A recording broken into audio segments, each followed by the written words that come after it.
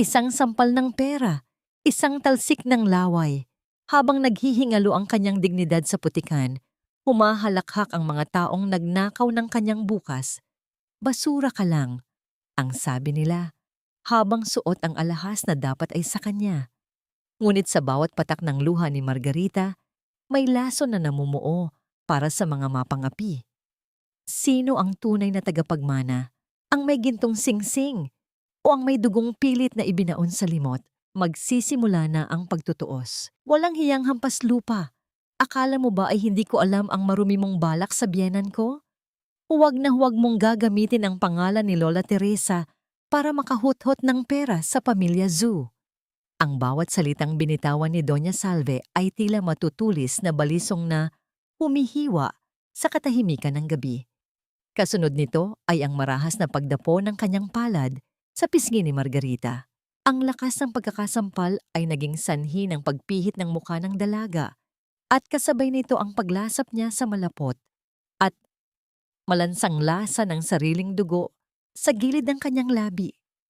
Ngunit mas masakit pa sa hapdi ng kanyang pisngi ang katotohanang ang taong nananakit sa kanya ngayon ay ang manugang ng babaeng kasalukuyan niyang inililigtas mula sa bingit ng kamatayan. Sa gitna ng munting dampa na tanging liwanag lamang ng aandap-andap na gasera ang nagbibigay buhay, nakatayo si Margarita na nanginginig ang buong katawan.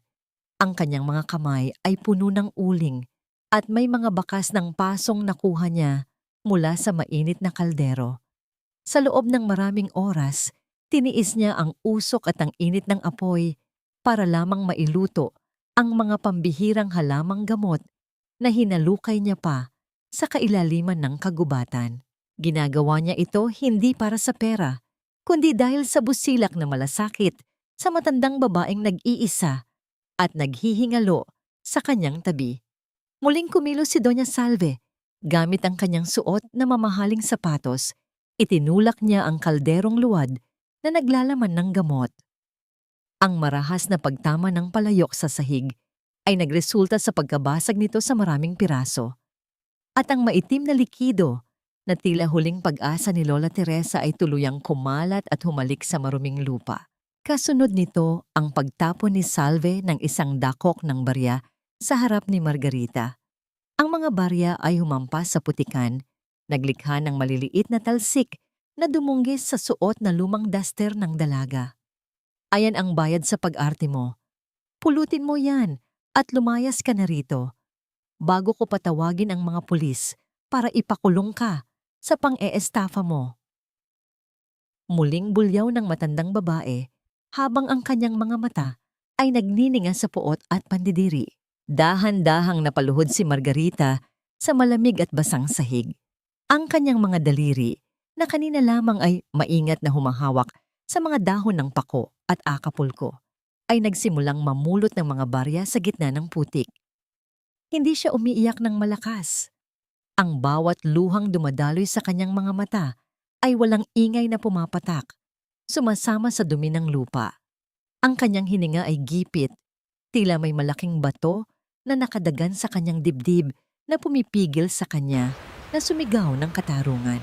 Ang bawat barya na kanyang dinadamot ay tila simbolo ng kanyang niurakang dangal.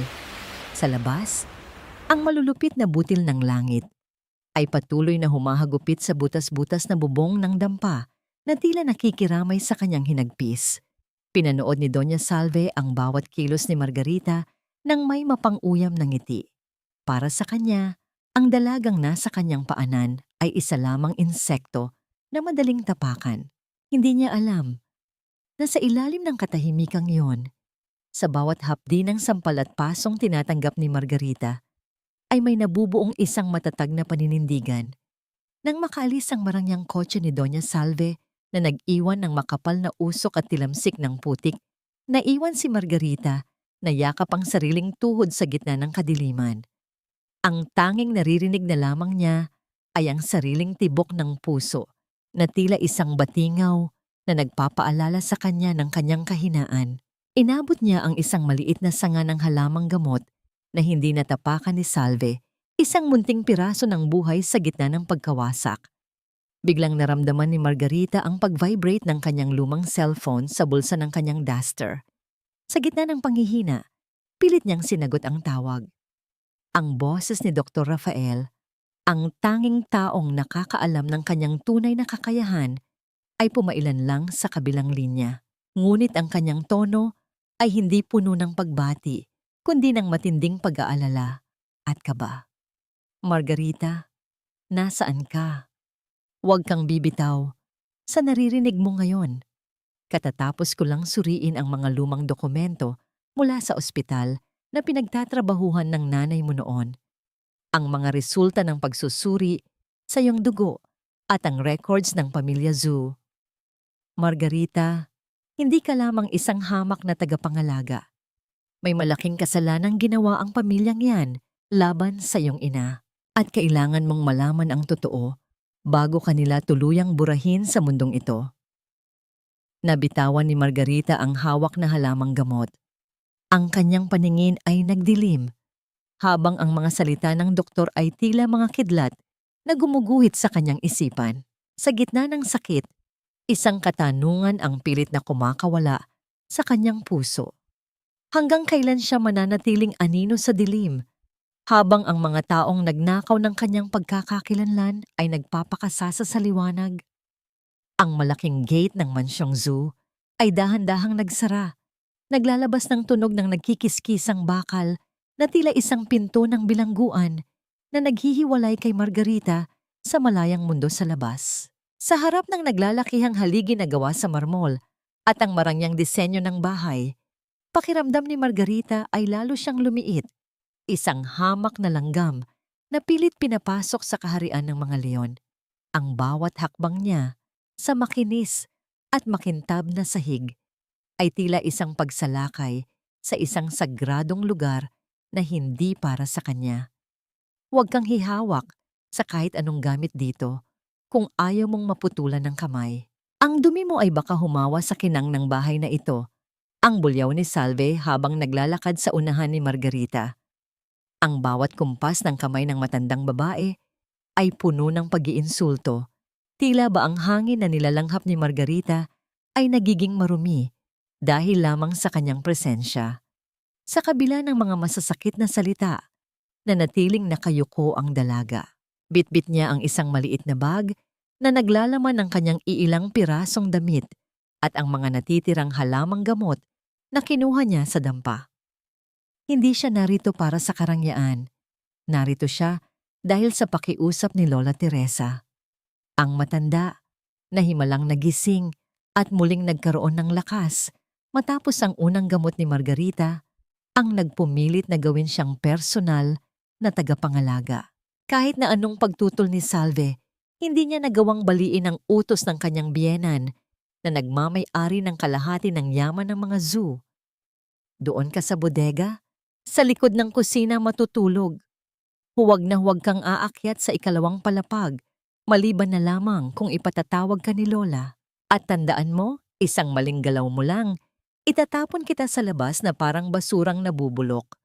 Dagdag pa ni Salve, bago tuluyang tumalikod at iniwan si Margarita sa pangangalaga ng mga katulong na ang mga tingin ay puno rin ng panghuhusga.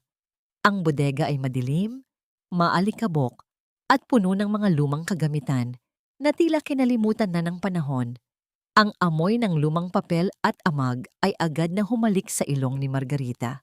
Ngunit sa halip na maiyak, dahan-dahan niyang inilapag ang kanyang gamit sa isang maliit na kama na gawa sa kahoy. May kung anong kakaibang pakiramdam na dumaloy sa kanyang puso nang hawakan niya ang mga dingding ng silid. Tila ba ang bawat sulok ng mansyong ito ay may ibinubulong sa kanya. Isang pamilyar na himig na matagal na niyang hinahanap sa kanyang mga panaginip. Habang naglilinis ng sahig, naramdaman ni Margarita ang biglang pagtahimik ng paligid. Ang mga katulong na kanina ay nagbubulungan ay biglang nagsitayuan ng tuwid at tila nawalan ng boses. Mula sa malayo, sa dulo ng mahabang hallway, isang matikas na lalaki ang dahan-dahang naglalakad pababa ng hagdan. Ang kanyang tindig ay puno ng awtoridad, ngunit ang kanyang mukha ay nababalutan ng isang makapal na ulap ng kalungkutan. Si Don Esteban Zhao tumigil ang oras para kay Margarita. Ang basahan sa kanyang kamay ay halos mabitawan niya nang masilayan ang mukha ng lalaki. May kung anong puwersa na humihila sa kanya na titigan ito ng matagal. Isang koneksyon na hindi niya maipaliwanag. Nang lumingon si Don Esteban sa kanyang direksyon, nagtama ang kanilang mga mata. Sa loob ng ilang segundo, ang mundong puno ng ingay at pang-aapi ay tila naglaho. Nakita ni Margarita sa mga mata ng Don ang isang malalim na lawa ng pangungulila. Isang sugat na tila kaparehong-kapareho ng nararamdaman niya gabi-gabi. Agad na binawi ni Margarita ang kanyang tingin at muling itinuon ang atensyon sa sahig. Ang kanyang puso ay tila isang tambol na mabilis ang pagtibok. Hindi niya alam kung bakit bigla siyang kinabahan o kung bakit tila naging ginto ang paligid sa isang iglap dahil lamang sa presensya ng lalaking iyon. Ngunit bago pa siya makahinga ng maluwag, narinig niya ang boses ni Don Esteban na tila musika sa kanyang pandinig, ngunit puno ng pagtataka. "Salve! Sino ang bagong mukhang ito sa ating tahanan? Bakit tila ang amoy ng kanyang tsaa ay nagpapaalala sa akin ng isang bagay na matagal ko nang ibinaon sa limot?" Napatigil si Salve. Ang kanyang mukha ay agad na namutla, habang ang kanyang mga mata ay pabalik-balik na tumitingin kay Esteban at sa nakayukong si Margarita. Ang takot na pilit niyang itinatago ay tila unti-unti nang nabubunyag sa ilalim ng liwanag ng mga kristal na chandelier. Sa pagdating ng madaling araw, ang kusina ng mansyong zoo ay nababalot pa ng malamig na katahimikan. Ngunit si Margarita ay kanina pagising. Ang kanyang mga kamay ay abala sa pagpili ng mga sariwang dahon ng pako at pagdikdik ng luyang dilaw. Ang bawat kumpas ng kanyang mga daliri ay puno ng pag-iingat. Tila ba ang bawat hibla ng halaman ay may dalang buhay na hindi dapat masayang. Sa loob ng maliit na kaldero, ang tubig ay dahan-dahang kumukulo, naglalabas ng isang halimuyak na hindi katulad ng mga mamahaling pabango ni Doña Salve. Ito ay amoy ng kakahuyan, amoy ng lupang basa ng ulan, at amoy ng isang pagmamahal na matagal nang nawala sa tahanang ito. Dahan-dahang pumasok si Margarita sa library ni Don Esteban. Bit-bit ang isang tray na may porselanang tasa. Ang silid ay puno ng mga naglalakihang istante ng libro, ngunit ang hangin dito ay tila hapo at puno ng alikabok ng nakaraan. Nakaupo ang Don sa kanyang malaking silya. Nakatingin sa malayo ang kanyang mga kamay ay nanginginig ng bahagya habang hawak ang isang lumang panulat. Sa paglapit ng dalaga, ang bango ng tsa ay dahan-dahang humaplos sa kanyang pandama. "Don Esteban, ang inyo pong tsa, makakatulong po ito para sa inyong panunaw at para kumalma ang inyong paghinga," malumani na sabi ni Margarita. Ang kanyang boses ay tila isang banayad na agos ng tubig na dahan-dahang gumuguhit sa katahimikan ng silid. Napatigil si Don Esteban. Ang kanyang mga mata, na kanina ay tila walang buhay, ay biglang kumislap ng isang hindi maipaliwanag na emosyon. Inamoy niya ang tsa at dahan-dahang ipinatong ni Margarita ang tasa sa mesa. Isang kilos na halos hindi nakalikha ng anumang ingay sa ibabaw ng makinis na kahoy. Ang amoy na ito, bulong ng matanda, ang kanyang boses ay tila galing sa ilalim ng lupa. Sampagwita at luyang dilaw, matagal ko nang hindi naamoy ang ganitong klaseng timpla. Naaalala ko, may isang babaeng laging naghahanda nito para sa akin tuwing umaga. "Sino ang nagturo sa iyo nito, iha?" Hindi pa man nakakasagot si Margarita, ang pinto ng library ay marahas na bumukas. Ang hangin na pumasok ay tila may dalang yelo sa tindi ng lamig. Nakatayo doon si Doña Salve. Ang kanyang mga mata ay naniningkit sa galit habang nakatingin sa kanilang dalawa. Ang kanyang boses, na puno ng kapangyarihan at paghamak, ay agad na bumasag sa mapayapang sandali. "Anong ginagawa mo rito, basurera? Sino ang nagbigay sa iyo ng karapatang pumasok sa library na ito? Sigaw ni Salve. Mabilis siyang lumapit at kinuha ang tasa ng tsaa mula sa mesa. Sa isang maras na kumpas, itinapon niya ang laman nito sa isang malaking paso ng halaman sa tabi. Esteban, ilang beses ko bang sasabihin sa'yo na huwag kang basta-basta tatanggap ng kahit ano mula sa babaeng ito? Baka nilalason na niya ang iyong isipan sa mga katakata niya. Salve, tsa lang ito. Napakaganda ng amoy nito, parang pilit na paliwanag ni Don Esteban, ngunit agad siyang pinutol ng kanyang asawa. Parang ano? Parang basura?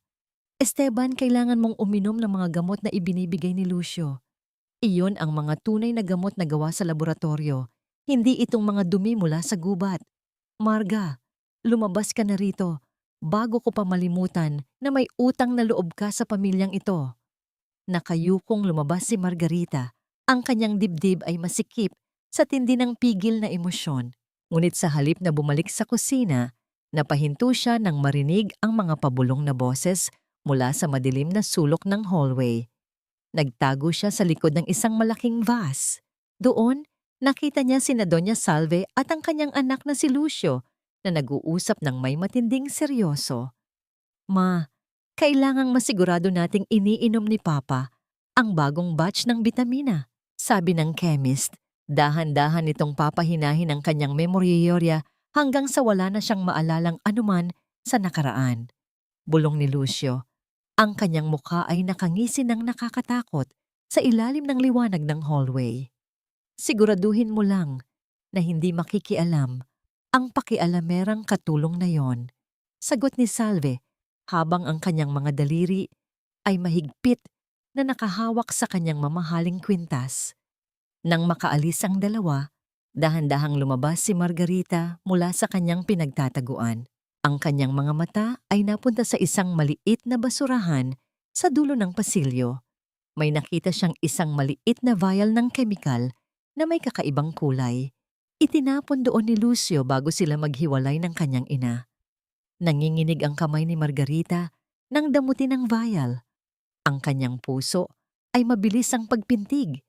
Tila isang babala na ang panganib na kinakaharap ni Don Esteban ay hindi lamang nagmumula sa sakit, kundi sa mismong mga taong tinatawag niyang pamilya. Hawak-hawak ang maliit na bote, tumingin si Margarita sa bintana, kung saan ang langit ay nagsisimula ng magdilim. Ang tanong sa kanyang isipan ay tila isang malalim na sugat.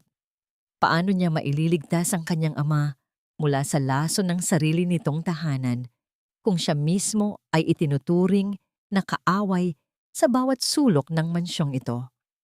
Ang bawat sulok ng mansyong zoo ay punong-puno ng halakhak ng mga panauhin ni Doña Salve. Ang kislap ng mga mamahaling hiyas at ang amoy ng imported na alak ay nagahalo sa hangin. Tila isang makulay na takip sa bulok na katotohanang nagtatago sa ilalim ng kanilang mga ngiti. Habang ang mga elite ng Manila ay nagkukwentuhan tungkol sa kanilang mga huling bakasyon sa ibang bansa, si Margarita ay nakatayo sa isang madilim na bahagi ng kusina.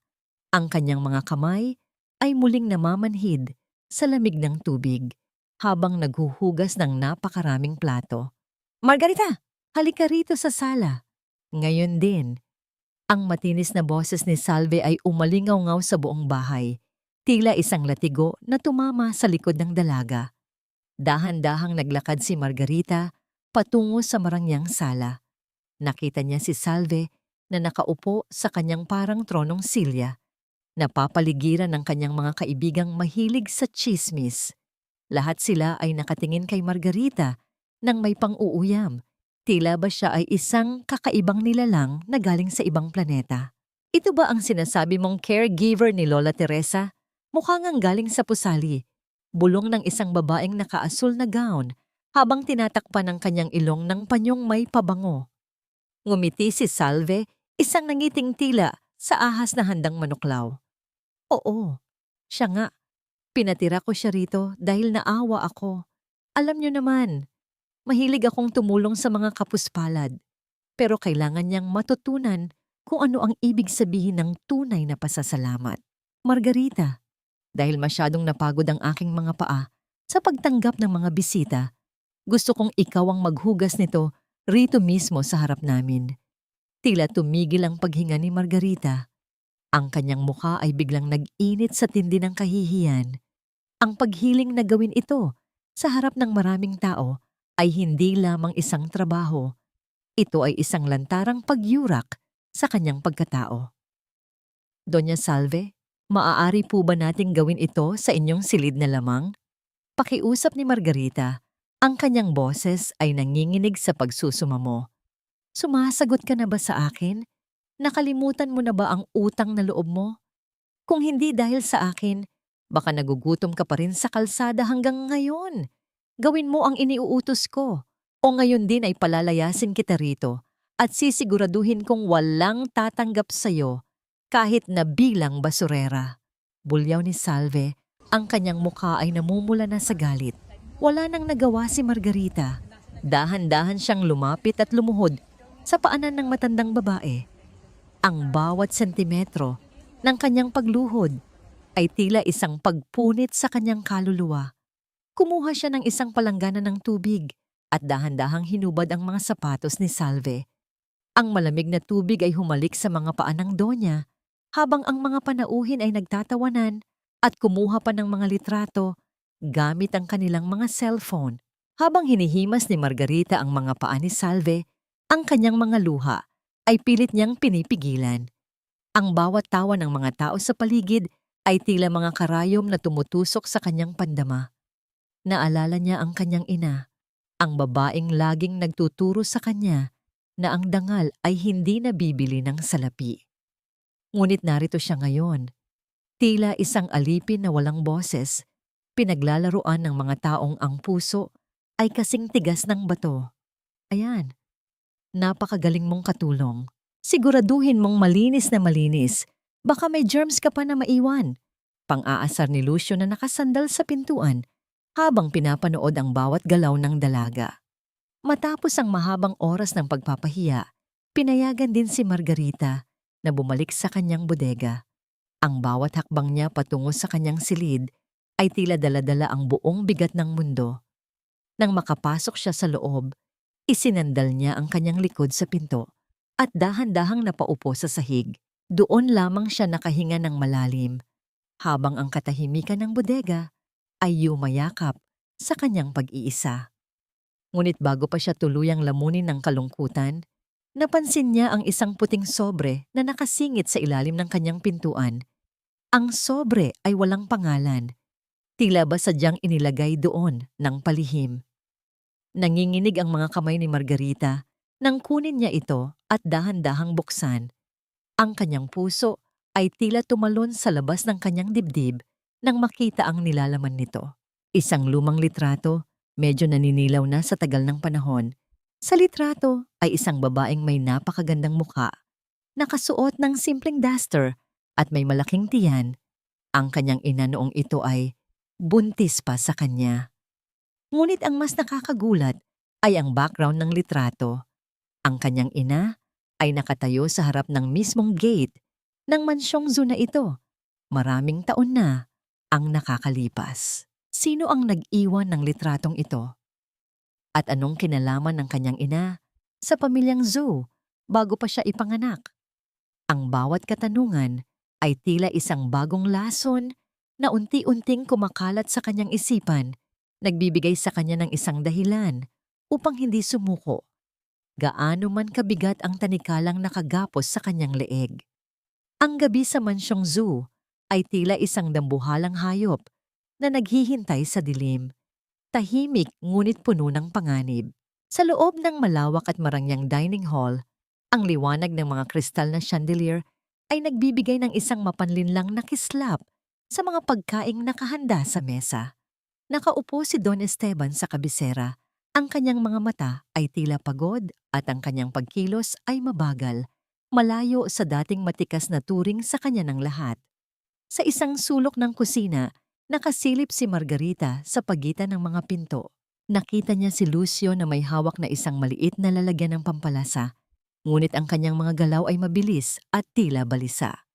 Nang mapansin ni Lucio na walang nakatingin, mabilis niyang napatalsik ang ilang patak ng isang malinaw na likido sa mainit na sopas na nakalaan para sa kanyang ama.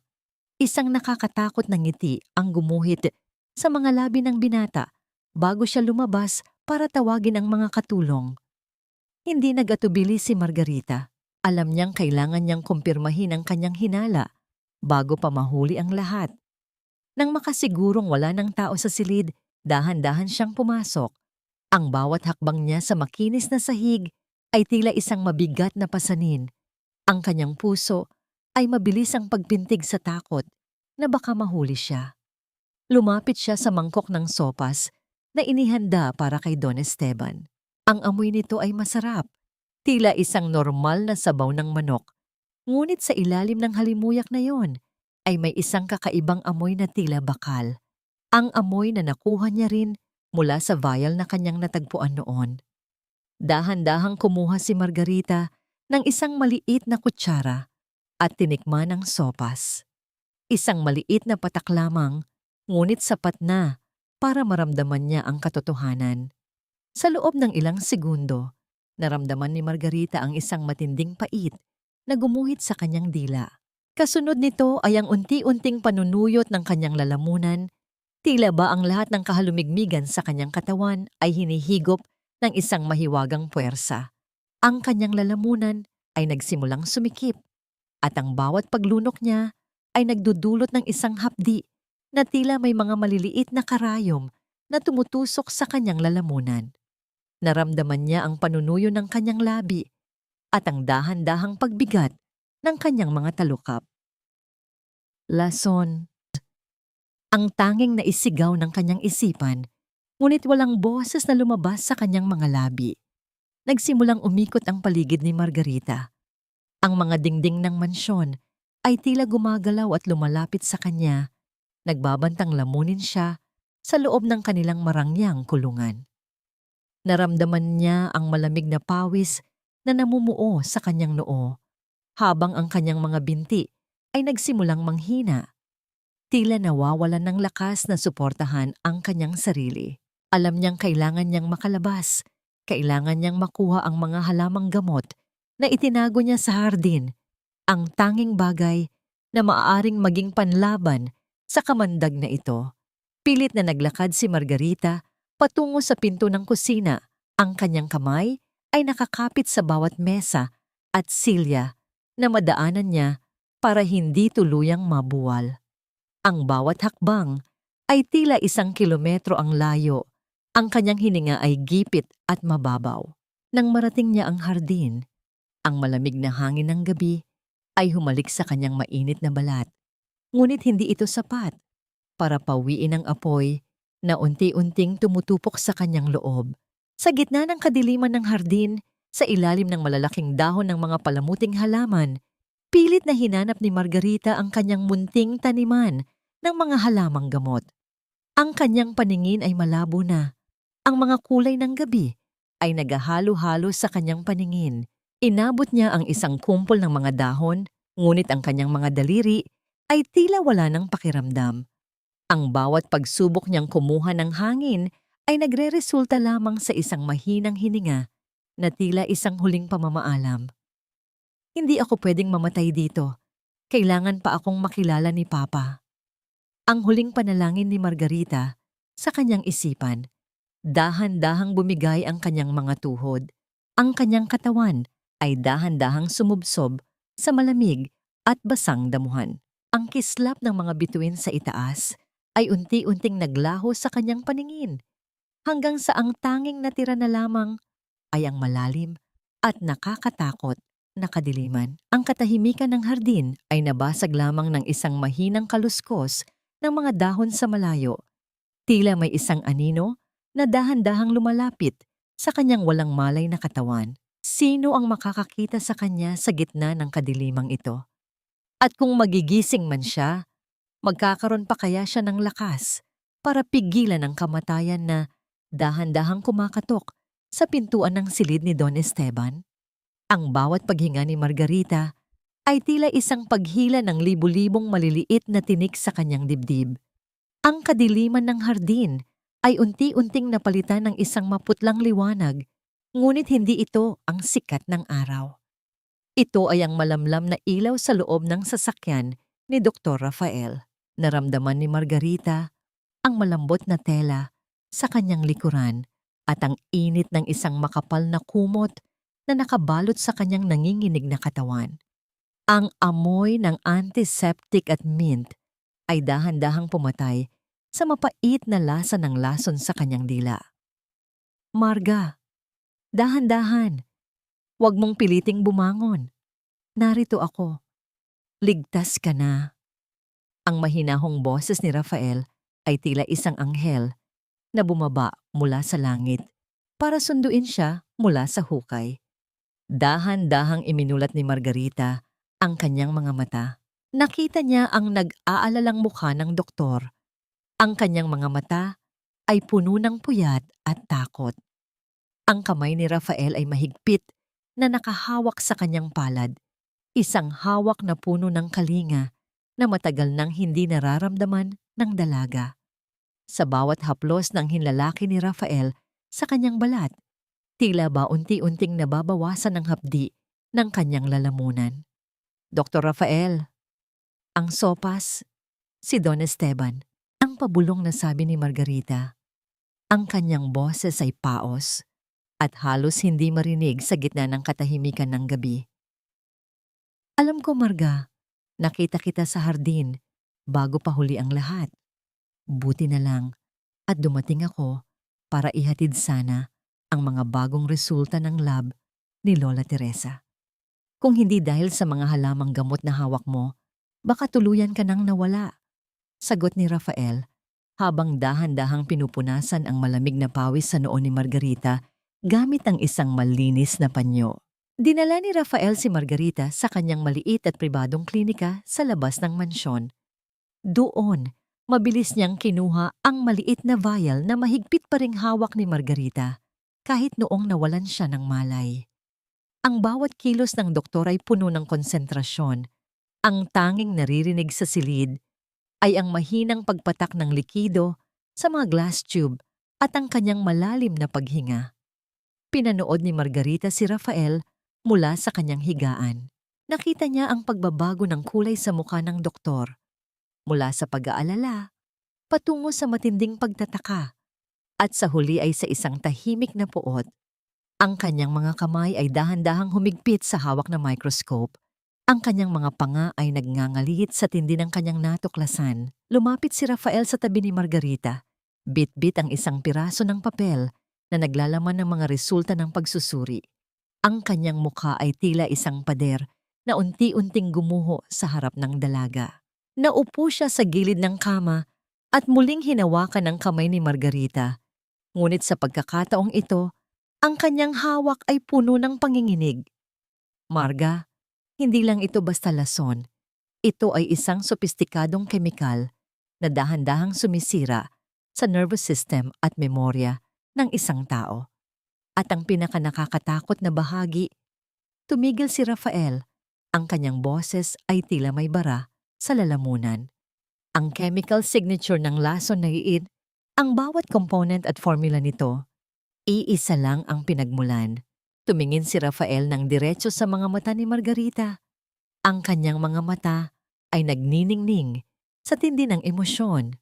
Marga, ang lason na ito, galing sa laboratorio mismo ng pamilya Zhu.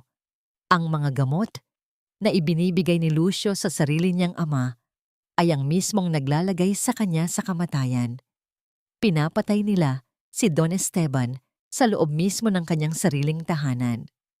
Napasinghap si Margarita. Ang kanyang puso ay tila isang ibon na nagpupumiglas makalabas sa kanyang kulungan. Ang katotohanan ay mas mapait pa sa lason na kanyang tinikman. Sa gitna ng marangyang mansyon, sa ilalim ng mga ngiti at yakap ng pamilya, ay isang planadong pagpaslang na walang sinuman ang nakakapansin. Ang kaisa-isang taong dapat sana ay poprotekta kay Don Esteban ay ang siya ring humahawak ng kutsilyo sa kanyang likuran. Anong gagawin natin, Rafael? Ang tanong ni Margarita. Ang kanyang mga mata ay puno ng luha ng takot at determinasyon. Kailangan nating lumaban, Marga. Pero hindi tayo pwedeng basta-basta sumugod. Ang kinalalaban natin ay hindi lang basta mga tao, kundi isang dambuhalang korporasyon na kayang burahin ang katotohanan sa isang iglap. Sagot ni Rafael habang lalong hinihigpitan ang hawak sa kamay ni Margarita. Tila isang sumpa na hinding-hindi niya ito iiwan sa gitna ng laban. Ang bawat hakbang ni Margarita, pabalik sa mansyong zoo, ay tila paglalakad sa ibabaw ng nagbabagang uling. Bagamat nanghihina pa ang kanyang mga tuhod mula sa lason, ang apoy ng katotohanan sa kanyang dibdib ang nagsilbing mitya upang hindi siya tuluyang mabuwal. Ngunit sa kanyang pagpasok sa library ni Don Esteban, hindi ang mainit na pagtanggap ng isang ama ang sumalubong sa kanya, kundi ang malamig at mapanghusgang titig ni Doña Salve. Nakaupo ang Don sa kanyang mesa, ang kanyang mga kamay ay nakahawak sa kanyang sentido habang ang muka ay bakas ng matinding kalituhan at sakit. Sa kanyang tabi, nakatayo si Salve. Ang kamay ay malambot na nakapatong sa balikat ng asawa, tila isang mapagkalingang asawa, ngunit ang kanyang mga mata ay nagnininga sa tagumpay habang nakatingin kay Margarita. Esteban, love, tingnan mo siya. See? She looks so haggard and unstable. Sinasabi ko sa'yo, baka may ginagamit na ipinagbabawal na gamot ang babaeng ito, kaya siya nagkakaganito. Ang malumanay ngunit nakatitinding boses ni Salve ay pumuno sa silid. Bawat salita ay tila isang dahan-dahang pagbaluktot sa katotohanan. Don Esteban, makinig po kayo sa akin. Huwag niyo pong inumin ang mga gamot na ibinibigay ni Lucio. Nilalason po nila kayo. Sinubukan ko po ang sopas niyo kagabi at ang pagsusumamo ni Margarita, ang kanyang boses ay nanginginig sa tindi ng emosyon. Ngunit bago pa man niya matapos ang kanyang sasabihin, tumayo si Salve at inilabas ang isang gintong relo mula sa kanyang bulsa, ang paboritong relo ni Esteban na matagal na nitong hinahanap. Inilapag niya ito sa mesa nang may marahas na diin. At ito, sasabihin mo rin bang nilalason ka namin habang ninanakawan mo kami? Esteban, nahanap ng mga katulong ang relong ito sa ilalim ng unan niya sa bodega. She's an opportunist, isang magnanakaw na gumagamit ng drama para pagtakpan ang kanyang mga krimen. Bulyaw ni Salve, ang kanyang boses ay biglang naging matalim at puno ng pagkasuklam. Tumingin si Don Esteban kay Margarita. Ang kanyang mga mata ay malabo, tila may makapal na hamog na humaharang sa kanyang kaisipan dahil sa epekto ng kemikal na dahan-dahang sumisira sa kanyang alaala. Nakita niya ang dalagang nanginginig sa kanyang harap. Nakita niya ang mga luhang dumadaloy sa pisngi nito, ngunit ang naririnig lamang niya ay ang mga bulong ni Salve na tila mga laso na bumubura sa bawat magandang impresyong iniwan ni Margarita sa kanya. Totoo ba ito, Margarita? Pinagkatiwalaan kita. Pinatuloy kita sa bahay ko dahil akala ko ay iba ka. Ang boses ni Don Esteban ay puno ng pagkadismaya at galit. Ang sakit ng kanyang ulo ay lalong tumindi. Tila may mga martilyong pumupukpok sa loob ng kanyang bungo. Hindi po totoo yan, Don Esteban. Pakika na lang po ito ni Doña Salve. Siya po ang... Hindi na natapos ni Margarita ang kanyang depensa. Sa gitna ng kanyang kalituhan at bugso ng nararamdamang sakit, mabilis na lumapit si Don Esteban at itinaas ang kanyang kamay.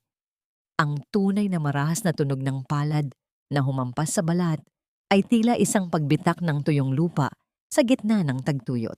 Ang lakas ng pagkakasampal ay naging sanhi ng pagtalsik ng mukha ni Margarita sa kabilang direksyon at kasabay nito ang muling pagputok ng kanyang labi.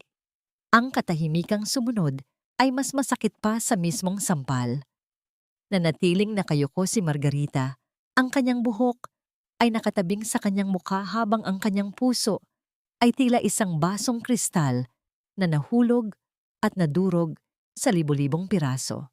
Ang lalaking kaisa-isang dahilan ng kanyang pagtitiis, ang lalaking pilit niyang iniligtas mula sa kamatayan, ang siya mismong bumasag sa huling pag-asa ng kanyang puso. Lumayas ka sa paningin ko, mapagpanggap.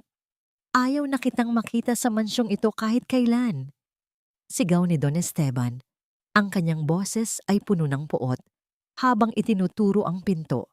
Dahan-dahang iniangat ni Margarita ang kanyang ulo.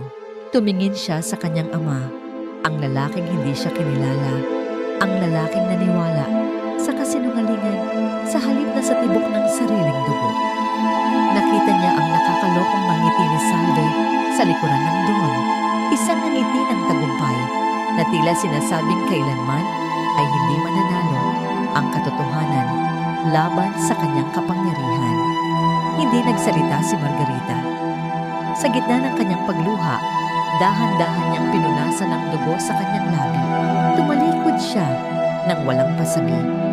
Bawat hakbang niya palabas ng library ay tila pag-iwan sa isang bahagi ng kanyang kaluluwa sa loob ng mansyong yon.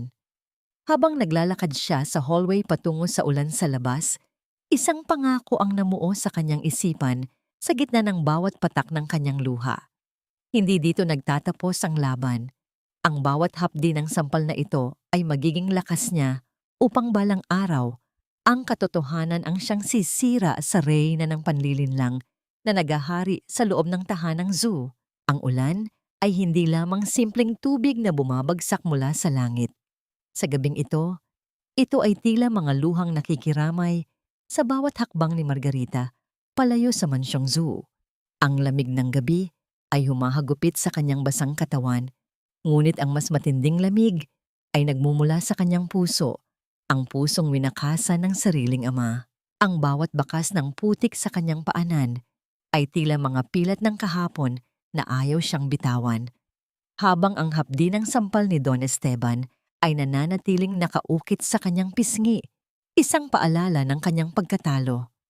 Dinala ni Margarita ang kanyang naglalakbay na diwa sa isang maliit at liblib na dampa sa dulo ng bayan, malayo sa kislap ng mga ilaw ng lungsod. Dito nakatira si Manang Lita, ang dating punong tagapagsilbi ng mga zoo na biglang nawala maraming taon na ang nakalilipas. Ang bawat hakbang ni Margarita sa damuhan ay hindi nakalilikha ng ingay. Tila ba siya ay isang kaluluwang ligaw na naghahanap ng mapagpapahingahan. Nang dahan-dahang bumukas ang pinto ng dampa, ang liwanag ng isang maliit na kandila ay tumama sa mukha ni Margarita, isang matandang babae na may mga kamay na kasing tulad ng mga ugat ng punong kahoy sa tindi ng katandaan. Ang dahan-dahang lumabas. Ang kanyang mga mata ay nanliit sa pagtataka. Ngunit nang masilayan niya ang mukha ni Margarita sa ilalim ng liwanag, ang kanyang hawak na tungkod ay dahan-dahang nawala sa kanyang pagkakahawak at marahang sumubsob sa sahig. Elena? Iikaw ba yan, Elena? Ang pabulong na tanong ni Manang Lita, ang kanyang boses ay puno ng panginginig at takot. Ang kanyang mga mata ay nagsimulang mapuno ng luha habang tinititigan ang dalagang basang-basa ng ulan. Hindi po ako si Elena, Manang Lita. Ako po si Margarita. Ang anak niya, sagot ng dalaga. Ang kanyang boses ay tila isang mahinang hininga na muntik ng tangayin ng hangin. Dahan-dahang lumapit si Manang Lita at hinawakan ang mukha ni Margarita. Ang kanyang mga daliri ay dahan-dahang gumuhit sa bawat anggulo ng mukha ng dalaga, mula sa hugis ng kanyang mga mata hanggang sa kurba ng kanyang labi. Sa bawat haplos, ang matanda ay napapailing, tila hindi makapaniwala na ang nakaraan ay muling nabuhay sa kanyang harapan. Isang malalim na buntong hininga ang kumawala sa kanyang dibdib. Isang hiningang tila nagdadala ng lahat ng lihim na itinago niya sa loob ng mahabang panahon. Kamukhang kamukha mo siya, anak. Ang mga mata mong puno ng pangarap at ang tapang sa iyong tindig, para kang isang buhay na alaala ni Elena Cruz. Bulong ni Manang Lita habang pinatutuloy si Margarita sa loob ng kanyang payak na tahanan. Naupo sila sa tapat ng maliit na lamesang gawa sa kawayan. Ang tanging naririnig sa loob ng silid ay ang banayad na paghampas ng hangin sa mga dingding na gawa sa nipa at ang mabilis na tibok ng puso ni Margarita. Inabot ni Manang Lita ang isang lumang kaban na nakatago sa ilalim ng kanyang higaan. Ang bawat pagkilos niya ay mabagal, puno ng pag-iingat na tila ba ang kabang iyon ay naglalaman ng mga babasaging kristal. Maraming taon na ang nakalilipas bago pa naging Doña Salve ang babaeng iyon, ang iyong ina, ang tanging reyna sa puso ni Don Esteban. Sila ay nagmamahalan ng tunay, Margarita. Ang iyong ina ay isang mahusay na manggagamot, katulad mo. Ngunit ang ambisyon ni Salve ay kasing lawak ng karagatan at kasing itim ng gabi. Panimula ni Manang Lita. Ang kanyang mga mata ay nakatingin sa malayo. Tila binabasa ang mga pahina ng nakaraan sa madilim na sulok ng silid. Dahan-dahang hinawakan ni Manang Lita ang kamay ni Margarita. Ang kanyang hawak ay mahigpit na tila isang sumpa. Ang kanyang mga panga ay nagngangalit sa tindi ng puot na matagal na niyang kinikimkim. Tumingin siya ng diretso sa mga mata ni Margarita. Ang kanyang paningin ay puno ng isang katotohanan ng kayang sumira sa pundasyon ng buong pamilya. Zu. Ang nanay mo, Margarita, hindi siya basta-basta namatay sa sakit na sinasabi nila. Nakita ko ang lahat. Nakita ko kung paano pinalitan ni Salve ang mga gamot ni Elena habang siya ay buntis sa'yo. Nakita ko kung paano niya pinaniwala si Don Esteban na ang iyong ina ay sumama sa ibang lalaki at iniwan siya. At ang pinakamasakit sa lahat, tumigil si Manang Lita. Ang kanyang boses ay tila may bara sa lalamunan. Ang bawat salita ay tila isang matalim na kutsilyong bumabaon sa katahimikan. Margarita, hindi aksidente ang pagkamatay ni Elena Cruz sa hospital noong gabi ng iyong panganganak. Pinatay siya ng ambisyon ni Salve at ang katotohanan yun ang dahilan kung bakit hanggang ngayon ayaw ni Salve na lumapit ka kay Don Esteban. Takot siya na muling magsalita ang dugo ng iyong ina. Napasinghap si Margarita. Ang kanyang buong mundo ay tila gumunita sa isang malakas na pagyanig. Ang katotohanang iniisip niya ay mas malalim pa pala sa kanyang inaasahan. Hindi lamang siya isang anak na itinakwil, siya ay anak ng isang babaeng pinatay sa ilalim ng mga dila ng panlilinlang. Sa bawat patak ng luha ni Margarita na humahalik sa lamesang kawayan, isang bagong determinasyon ang dahan-dahang nabubuo sa kanyang puso. Isang determinasyong hinding-hindi na muling mapapatay ng kahit na anong sampal o pang-aapi. Sa ilalim ng takip ng gabi, muling bumalik si Margarita sa mansyong zoo, hindi bilang isang katulong, kundi bilang isang magnanakaw ng sariling katotohanan. Ang bawat paghakbang niya sa madilim na pasilyo ay tila isang pakikipagpatintero sa kamatayan. Ang bawat pagtapak niya sa lumang kahoy ng sahig ay naglalabas ng tunog ng pag-iyak ng tuyong materyales. Isang babala na anumang oras ay maaari siyang mahuli. Ngunit ang bawat hapdi sa kanyang puso ay mas matindi pa sa takot na nararamdaman niya. Kailangan niyang mahanap ang huling piraso ng pagkatao ng kanyang ina. Nakarating siya sa attic, ang pinakamataas at pinakamaabok na bahagi ng bahay.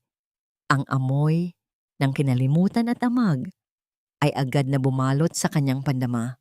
Sa gitna ng mga naglalakihang kahon at mga nakatalukbong na muebles, nakita niya ang isang maliit na kaban na gawa sa nara. Ang pag-ikot ng kinalawang na lock ay nagresulta sa isang matinis na huni ng bakal na tila isang huling pagtutol ng nakaraan bago ito tuluyang mabuksan.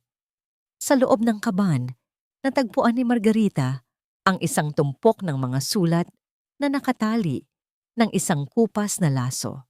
Ang bawat papel ay naninilaw na sa tagal ng panahon at ang mga tinta ay medyo malabo na. Tila ba ang mga salitang nakasulat doon ay unti-unti nang binubura ng kalungkutan. Sa ibabaw ng mga sulat ay nakahiga ang isang pilak na kwintas na may pendant na letrang E, ang kwintas na laging suot ng kanyang ina sa kanyang mga pangarap. Nang dahan-dahang buksan ni Margarita ang isa sa mga sulat, naramdaman niya ang panginginig ng kanyang mga kamay. Ang bawat salitang nakasulat ay tila isang tinig na bumubulong mula sa kabilang mundo. Esteban, mahal ko, ilang beses ko nang sinubukang ipadala ang mga sulat na ito. Ngunit tila ang bawat mensahero ay hindi nakakarating sa iyong pintuan. Sinasabi nila sa akin na ayaw mo na akong makita, na mayroon ka ng ibang piniling mahalin. Ngunit sa ilalim ng aking puso, nararamdaman ko ang tibok ng ating anak. Esteban, hindi ako susuko sa ating pagmamahalan, kahit na ang buong mundo ay pilit tayong pinaglalayo.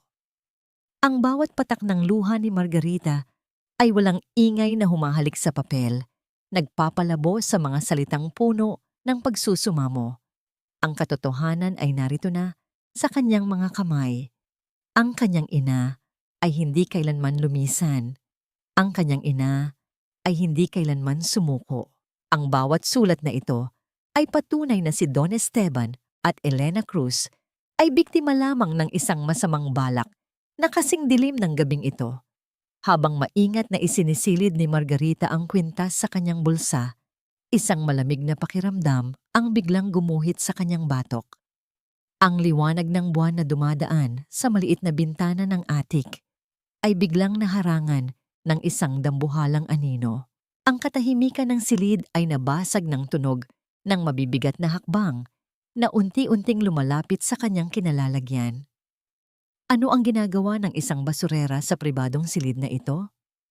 Ang boses ni Lucio ay tila isang matalim na kislap ng kutsilyo sa gitna ng kadiliman. Nakasandal siya sa hamba ng pinto. Ang kanyang mga mata ay nagniningning sa tindi ng puot at pag-uuyam. Hawak niya ang isang flashlight na ang liwanag ay direktang itinutok sa nanginginig na mukha ni Margarita, tila isang interogasyon sa isang bilanggo. Ibalik mo ang hinahawakan mo, Margarita. Ang mga gamit na yan ay pag-aari ng pamilya Zhu. At ang isang tulad mo ay walang karapatang hawakan kahit ang alikabok sa atik na ito. Dagdag pa ni Lucio habang dahan-dahang lumalapit. Ang bawat hakbang niya ay tila isang paghila sa leeg ni Margarita. Pilit na itinago ni Margarita ang kwintas sa kanyang likuran. Ang kanyang mga kuko ay bumaon sa kanyang palad sa tindi ng determinasyon.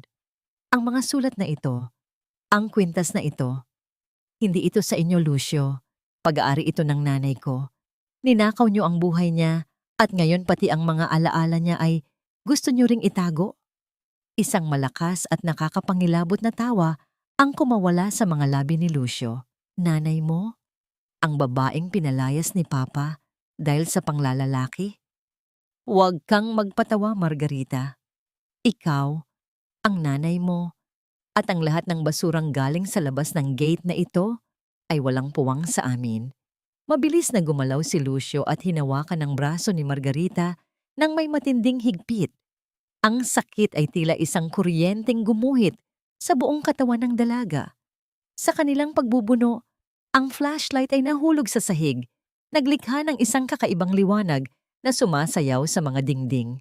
Ibigay mo sa akin ang kwintas na yan o sisiguraduhin kong hindi ka na makakalabas ng mansyong ito ng buhay. Ang bulyaw ni Lucio, ang kanyang mga mata ay nanlilisik sa tindi ng kasakiman. Sa gitna ng kaguluhan, nakita ni Margarita ang pagkakataon. Gamit ang kanyang natitirang lakas, itinulak niya si Lucio palayo. Ngunit sa kanyang pagpihit para tumakbo, ang kanyang paa ay sumabit sa isang lumang rug. Ang kanyang katawan ay dahan-dahang nawalan ng balanse at sa isang iglap, ang dilim ng atik ay tila naging isang malalim na bangin na handang lumamon sa kanya. Ang katawan ni Margarita ay tila isang tuyong dahon na itinangay ng malakas na hangin. Walang kalaban-laban sa grabidad habang siya ay dahan-dahang gumugulong pababa sa matarik at madilim na hagdanan ng atik. Ang bawat pagtama ng kanyang balikat at likod sa matitigas na baitang ng kahoy ay nagdulot ng matinding hapdi, isang serye ng mga marahas na pag-untog na tila binabasag ang bawat buto sa kanyang katawan. Hindi siya nakasigaw. Ang hangin sa kanyang mga baga ay tila biglang naubos. Iniwan siyang humihingal sa gitna ng bawat paghampas ng kanyang laman sa malamig na sahig. Nang tumigil ang kanyang pagkahulog, Sa paanan ng hagdan, ang mundo ni Margarita ay nagsimulang umikot ng mabilis. Ang mga anino sa kisame ay tila mga dambuhalang kamay na pilit siyang binabaon sa ilalim ng lupa. Ramdam niya ang malapot na likido na dahan-dahang dumadaloy mula sa kanyang noo, bumabagtas sa kanyang pisngi at humahalik sa kanyang labi, ang pamilyar na lasa ng kalawang at sakit. Sa gitna ng kanyang panlalabo ng paningin, nakita niya ang isang pares ng makintab na sapatos na dahan-dahang lumalapit sa kanya. Ang bawat hakbang nito ay tila isang mabigat na batingaw na nagbabadya ng kamatayan. Huminto ang mga sapatos sa tapat ng kanyang mukha. Dahan-dahang yumuko si Lucio, ang kanyang mukha ay nababanaagan ng isang demonyong namanggiti sa ilalim ng malamlam na liwanag ng hallway. Diyan ka nababagay, Margarita. Sa sahig, kasama ng mga alikabok at mga duming matagal na naming gustong itapon. Ang boses ni Lucio ay tila isang malamig na bulong na humahaplos sa takot ng dalaga. Pilit na iginalaw ni Margarita ang kanyang kamay, sinusubukang protektahan ang pilak na kwintas na mahigpit pa ring nakakulong sa kanyang palad.